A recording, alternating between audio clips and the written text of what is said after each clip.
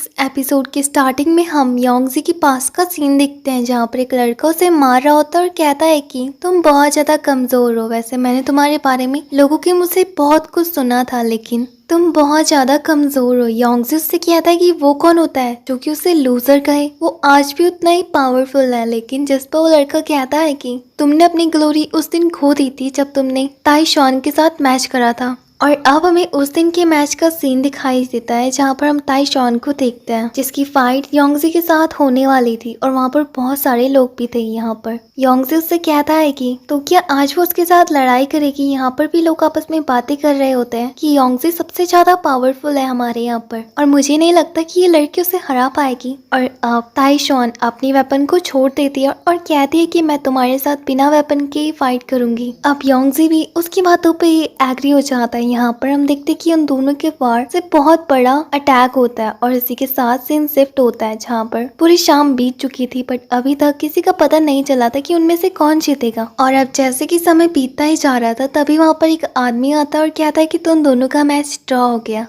आज का मैच यहीं पर ही खत्म होता है। योंगजी उसकी पावर को देखकर काफी ज्यादा खुश होता है और वो कहता है कि सच में तुम तो मेरी तरह ही हो। फाइनली कम से कम मुझे अपनी बराबरी का ओपोनेंट तो मिला। भले ही आज मैच ड्रॉ हो गया हो, लेकिन मैं तुम्हारे साथ और दिन मैच करने के लिए तैयार रहूंगा। ताई शॉन उसके पास आती है और कहते हैं कि हाँ मुझे भी तुम ठीक लगे। अब यहाँ पर जब वो हाई फाई करते हैं तो हम देखते हैं कि योंगजी को अपनी बॉडी में एक अलग ही चीज महसूस होती है और अब वो लड़की वहाँ से चले जाती है। सीन शिफ्ट होता है जहाँ पर हम योंगजी को देखते हैं जो कि इन सारी बातों को याद कर रहा होता है। वो लड़का योंगजी से कहता है कि मुझे तुम्हारे बारे में सब कुछ पता है कि तुमने रात दिन मेहनत करी अपनी ग्लोरी को वापस पाने की, लेकिन तुम उसमें भी फेल हो गए थे और तुम्हारी सालों की मेहनत खराब हो गई। यहाँ पर सीन प्रेजेंट में शिफ्ट होता है जहाँ पर हम उसे देखते हैं जिसको ये सारी बातें याद आ रही होती है। वो व्हाइट कलर की एनर्जी को देखकर योंगजी को एक और बात याद आता है कि उस दिन उसके साथ क्या हुआ था जब उसने हाई फाई करा था। तो उस लड़की के अंदर से एक व्हाइट कलर की एनर्जी उसकी बॉडी के अंदर चले गई थी जिस वजह से उसकी ग्लोरी खराब हो गई। और अब वो कहता है कि उसने ये सब कुछ क्यों करा। इसी के साथ वो वहीं पर ही बेहोश हो जाता है। तो उसी तरह हम उसी होटल के मालिक को देखते हैं जो कि डोंगयान से उस वेपन को लेने की बहुत ज्यादा कोशिश करता है। अब यहाँ पर डोंगयान उस वेपन को लेकर नीचे चले जाता है। तभी वो होटल का मालिक अपने बंदे को इशारा करता है और खुद खिड़की से कूद जाता है, जिसके बाद वहाँ पर एक बहुत बड़ा क्रिएचर आता है और वो उसके ऊपर बैठकर वहाँ से चले जाता है। जाते जाते वो ये भी कहता है कि मैं वापस जरूर आऊंगा। अब यहाँ पर जब शायन को होश आता है तो अपनी बहन को बुलाती है। उसकी बहन यानी कि येन उससे पूछती है कि उसे कुछ तो नहीं हुआ। अब शायन कहती है कि नहीं मुझे तो पता नहीं, पर शायद योंगजी को कुछ हुआ है। अब यहाँ पर योंगजी को एक बहुत डरावना सपना आता है जहाँ पर वो सबके सब वापस जब जा ही रहे होते हैं कि तभी अचानक से कुछ ऐसा होता है और फिर अचानक से उसकी नींद भी उठ जाती है और जब वो बाहर दिखता है तो वो उसी रास्ते में ही होते हैं और सब कुछ बिल्कुल सेम ही था। लेकिन तभी भी वो इन सारी बातों को भूलकर अपना कल्टीवेशन स्टार्ट करता है। यही तभी अचानक से वहाँ पर एक बहुत बड़ा धमाका होता है जिसकी वजह से वो सबके सब वहीं पर ही रुक जाते हैं। यहाँ पर उन सबको एक आदमी की आवाज सुनाई देती है जो कि हंस रहा होता है। शायन उसकी आवाज को सुनकर कहती है कि यहाँ पर कोई है और हम उसे जानते हैं। लेकिन तभी थोड़ी देर बाद वो आवाज बंद हो जाती है। योंगजी को खांसता देख शायन उसके पास जाती है और कहती है कि क्या वो ठीक है। और अब योंगजी भी शायन को ठीक हालत में देखकर काफी ज्यादा खुश होता है, जिसके बाद वो उसके गले लग जाता है। यहाँ पर येन को भी कुछ भी समझ में नहीं आता है और अब शायन काफी ज्यादा गुस्से में आ जाती है, इसलिए वो उसे साइड हटने के लिए कहती है और एक थप्पड़ मार देती है। योंगजी उससे कहता है कि तुमने ये सब कुछ क्यों करा, मैं तो बस तुम्हारी चिंता कर रहा था कहीं तुम्हें कुछ हुआ ना हो। और अब शायन को भी बुरा लगता है, इसलिए वो कहती है कि मैंने जल्दीबाजी में तुम्हें मार दिया, वैसे मुझे माफ करना, पर तुम्हें इतना पागल बनने की भी कोई जरूरत नहीं थी। अब यहाँ पर योंगजी कहता है कि मैं तुम्हें देखकर काफी खुश हूँ कि तुम अभी भी ठीक ठाक हो। अब जिस पर शायन कहते हैं कि हाँ तुमने ठीक कहा और अब तुम्हारी इस हालत की जिम्मेदारी मैं लेती हूँ, इसलिए प्रिंसेस तुम्हारी जिम्मेदारी लेगी। अब जिस पर योंगजी कहता है कि तुम ये तो नहीं कहना चाहती कि मैं तुम्हारे साथ तुम्हारे पैलेस आऊं, पर बिल्कुल भी नहीं, अभी बहुत ज्यादा समय हो चुका है, मैं यहाँ से जा रहा हूँ। लेकिन शायन उससे कहती है कि रुक जाओ। योंगजी उससे कहता है कि हम दोनों अपने अलग अलग रास्ते चले जाते हैं, जिस पर शायन कहती कि नहीं, मैं जानती हूँ तुम्हारी इस हालत की जिम्मेदारी मेरे ऊपर है क्योंकि मेरे वजह से तुम्हारी बहुत सारी एनर्जी कंज्यूम हो चुकी है, इसलिए अब मैं तुम्हें वापस से ठीक करना चाहती हूँ और तब तक तुम मेरे साथ ही रहोगे और पैलेस में वापस जाने के बाद मैं तुम्हारे मेडिकल में भी फोकस करूंगी। ये से कहते कि चलो अब यहाँ से एंशिएंट मैप के बारे में रिवील मत करना। अब यहाँ पर शायन कहती कि मैं जानती हूँ तुम्हें ओल्ड मैप्स के बारे में बहुत कुछ पता है और तुम्हें पुरानी चाइनीज भी आती है, तो शायद तुम हमारी मदद कर सकते हो। और अब योंगजी भी सोचने लग जाता है और कहता है कि मुझे भी अभी बहुत चीजें खोजनी होगी एंशिएंट मॉन्यूमेंट्स से। वेल तभी यहाँ पर ये उससे कहते कि चलो कि तुम्हें अपनी एनर्जी रिस्टोर नहीं करनी है। अब योंगजी कहता है कि हाँ क्यों नहीं, और अब वो सबके सब वहाँ से जाने लगते हैं। योंगजी जाते जाते सोचता है कि मुझे यहाँ पर सावधानी बरतनी पड़ेगी, और यहाँ पर दूसरी तरफ शायोन अपनी सिस्टर से कहती कि मैंने तुम्हें कुछ दिया था। वेल वाह हुआ, अभी इस रिश्ते से खुश नहीं है तो उसे ये कहना कि अपनी एंगेजमेंट तोड़ दे। और अब वो यहाँ पर ऐसी बातें करने लग जाते हैं। दूसरी तरफ योंगजी सोचता है कि चलो अब मैं सो जाता हूँ। वेल जब हम पहुंच जाएंगे तो ये मुझे उठा देंगे। तभी वहाँ पर डोंगियन आता है और कहता है कि तुम कब से सो रहे हो। योंगजी उससे कहता है कि कब से मतलब। अब जिस पर डोंगियन उसे बताता है कि वो 3 दिन से सो रहा है। और अब इसी के साथ सीन शिफ्ट होता है। यहाँ पर हम देखते हैं कि वो सबके सब सिटी के पास पहुंच ही चुके थे। और अब योंगजी बाहर दिखता है और कहता है कि ये तो वही सिटी है ना 10,000 साल वाली, और वो वहाँ से बहुत ज्यादा अच्छी लग रही थी। अब शायोन अंदर जाने का ऑर्डर देती है। इसी के साथ जब वो वहाँ पर पहुंचते हैं तो योंगजी को वो जगह बहुत ज्यादा पसंद आती है। वो कहता है कि फाइनली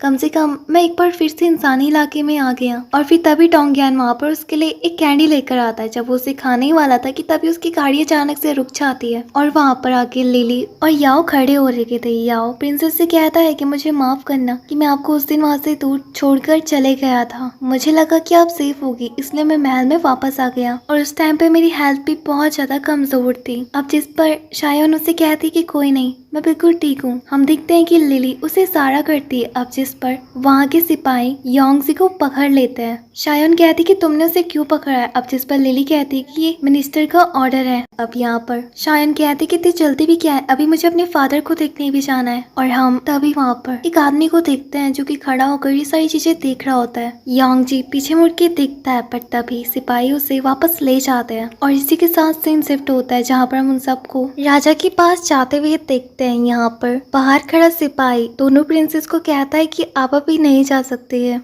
ये राजा का ऑर्डर है। अब जिस पर शायोन नाराज हो जाती है। यहाँ पर हम अंदर का सीन देखते हैं कि दोनों की दोनों उन्हें राजा के पास लाए होते हैं। अब राजा योंगजी को गौर से देख रहा होता है, लेकिन योंगजी वहाँ पर नॉर्मल बिहेव करता है। अब जिस पर राजा को गुस्सा आ जाती है और वो कहता है कि तुम जानते हो तुम कहाँ पर खड़े हो। योंगजी कहता है कि हाँ मैं जानता हूँ, अभी मैं स्टोन चूके प्लेस में खड़ा हूँ। ये जगह काफी ज्यादा अच्छी है, बट मुझे तभी भी कुछ शक हो रहा है कि आपके दिमाग में कुछ चल रहा है। वेल मुझे यहाँ लाने का मकसद क्या था आपका, आखिर मैंने क्या करा है, मेरा गुनाह क्या है। यहाँ पर हम देखते कि याओ से कहता है कि मैं बताऊँ तुम्हारी क्या गलती है। भूलो मत कि तुमने प्रिंसेस को किडनैप करा था हमारी आंखों के सामने से, और इससे बड़ा क्राइम कोई हो ही नहीं सकता। इसके बदले तुम्हें मौत की सजा देनी चाहिए। योंगजी राजा से कहता है कि क्या आप मुझे मौका देंगे बोलने का, मुझे भी अपनी राय को रखना है यहाँ पर। अब जिस पर राजा उसे मौका दे देता है। यहाँ पर योंगजी कहता है कि हाँ तुम दोनों ने सही कहा, मैं उसे ले गया था बट मैंने उसे छुआ तक भी नहीं और ना ही उसे मारा। वेल आज प्रिंसेस तुम सबके सामने खड़ी है, पर तब भी तुम्हें लगता है कि मैंने उसे किडनैप करा था, और किडनैप करने का एक ही मकसद था कि मैं उसे वहाँ से बचाना चाहता था। अब जिस पर लिली बीच में कहती कि तुम झूठ मत बोलो, तुमने उसे नुकसान पहुँचाने की कोशिश करी थी। योंगजी उससे कहता है कि अच्छा, और जो वो प्रिंस कर रहा था क्या वो चीज गलत नहीं थी। मैं उस प्रिंस को प्रिंसेस के पास आने से बचा रहा था कि वो उसे कुछ नुकसान ना पहुंचाए। अब जिस पर याओ कहता है कि ठीक है हम जानते कि प्रिंस की गलती थी, पर तुम्हारी हिम्मत कैसे हुई कि तुमने प्रिंसेस को किडनैप करा जबकि मैटर सॉल्व हो भी चुका था। योंगजी कहता है कि ऐसी बात नहीं है, मैंने उसे बिल्कुल भी नुकसान नहीं पहुंचाया। राजा कहता है कि तुमने उसे नुकसान पहुंचाया और ना पहुंचाया हो, पर तुमने उसको किडनैप करा था और इसकी सजा तुम्हें मिलेगी। और वैसे भी तुमने हमारा एंशिएंट जेन मैप भी पढ़ा था और इसी की वजह से मैं तुम्हें मार देने का ऑर्डर देता हूँ। यहाँ पर याओ और लिली तैयार हो जाते। अब जब वो उसके पास आ ही रहे थे कि हम देखते कि योंगजी अपने पीछे अटैक करने के लिए रेडी था, बट तभी वहाँ पर दोनों प्रिंसेस आ जाती है। शायोन अपने फादर को समझाती है कि ऐसी कोई बात नहीं है और आप उसे नहीं मार सकते हो। अब जिस पर राजा कहता है कि तुम उसका साथ दे रही हो। अब यहाँ पर येन राजा को बताती है कि मैं जानती हूँ कि मैं उसका साथ दूंगी, बट उसने सच में बहुत कुछ करा है, यानी कि वो हमारी ईस्टर्न चू फैमिली को भी बहुत ज्यादा हेल्प कर सकता है आगे जाकर। उसके अंदर मैजिक को कंट्रोल करने की भी पावर्स है और इससे अच्छी चीज तो कोई हो ही नहीं सकती है। यहाँ पर शायोन भी अपने फादर को कहते कि हाँ उसे मत मारना, और अब यहाँ पर राजा भी थोड़ी देर बात को समझता है और तैयार हो जाता है और वो कहता है कि योंगजी को छोड़ दो और इसे नाइट की यूनिफॉर्म दो। जिस पर योंगजी भी काफी ज्यादा खुश हो जाता है और कहता है कि हाँ मैं तुम्हारी हेल्प जरूर करूंगा, लेकिन इस समय मेरे पास ज्यादा पावर्स नहीं है, पर जब मैं रिकवर हो जाऊं तो मैं शायद ईस्टर्न जू के लिए कुछ अच्छा चीज कर सकूं। यहाँ पर शायोन अपने फादर को थैंक्स कहती है और कहती कि मुझे आपसे कुछ और बात भी करनी है, जिस पर उसके फादर कहते कि अभी वो बहुत ज्यादा थक चुके हैं, तो तुम बाद में आके बात करना। शायोन उनकी बातों पे एग्री हो जाती है और फिर वो सबके सब वहां से चले जाते हैं। बाहर वो सबके सब सोचते हैं कि आखिर ये अभी तक क्यों नहीं आए, शायद वो राजा से कुछ बात कर रही हो। अब दूसरी तरफ हमें राजा को दिखाया देता है जो कि काफी ज्यादा बीमार था। ये उनके पास आती है और कहती कि फादर आप ठीक हो, जिस पर राजा बताता है कि अब मेरे पास ज्यादा समय नहीं बचा है, मैं कभी भी मर सकता हूँ। अब पूरी ईस्टर्न जू की जिम्मेदारी तुम दोनों के ऊपर ही आ चुकी है, क्योंकि तुम ही हमारे घर की दोनों प्रिंसेस हो और मेरे पास तो 10 दिन से भी ज्यादा कम समय है। और इसी के साथ सीन शिफ्ट होता है जहाँ पर हम शायोन और योंगजी को देखते हैं जो कि कहीं जा रहे होते हैं। आगे जाने के बाद शायोन कहते कि यहाँ से आगे रोड नहीं है, तो हमें इस टेलीपोर्टेशन से जाना होगा, जिस पे योंगजी शायोन से कहता है कि सबसे पहले तुम जाओ। अब शायोन वहाँ पर जाती है। जब योंगजी वहाँ जाकर देखता है तो वहाँ पर बहुत बड़ी मूर्ति रखी होती है और उसको देखकर वो कहता है कि ये तो वही। और इसी के साथ ये एपिसोड यहीं पर ही एंड